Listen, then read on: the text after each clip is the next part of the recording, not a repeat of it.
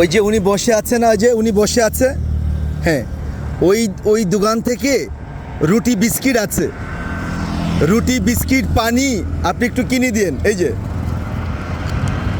ওই একটা দোকান আছে না, ওই দোকান থেকে রুটি বিস্কিট পানি ওনাকে কিনে দিন। এই যে টাকা। Thank you sir. রেডি এক। মহান সৃষ্টিকর্তা, আপনি আমাকে ক্ষমা করবেন। টাকাটা ছুঁড়ে ফেলেছি, এছাড়া আমার উপায় ছিল না। স্যার, স্যার আপনাকে আপনাকে আপনাকে হ্যাঁ, এই জায়গায় একটু আসুন। আমি মানুষ থেকে শিখি, যার কাছে টাকা ঢেল দিয়ে দিলাম যে তিনি এই পারে কোনো খাদ্যদ্রব্য মিলছে না বলে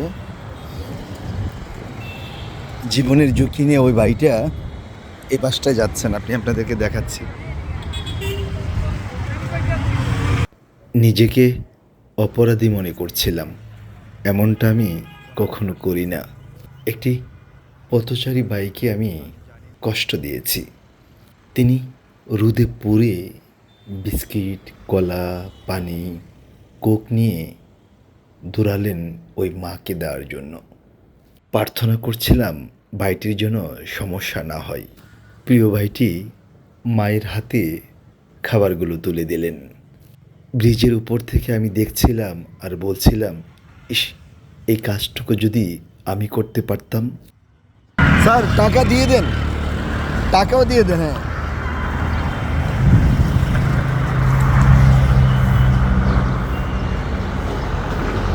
স্যার, স্যার আপনার কাছ থেকে ভালো মানুষ হওয়া শিখলাম। অনেক অনেক অনেক শ্রদ্ধা, অনেক অনেক শ্রদ্ধা স্যার।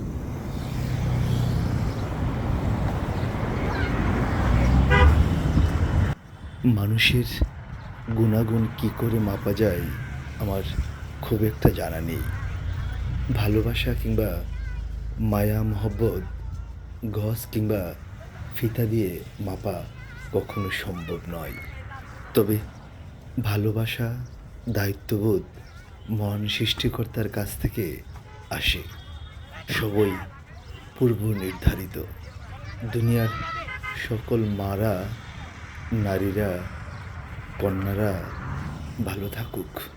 আবারও ওই ভাইটির প্রতি কৃতজ্ঞতা ও শ্রদ্ধা জানাচ্ছি।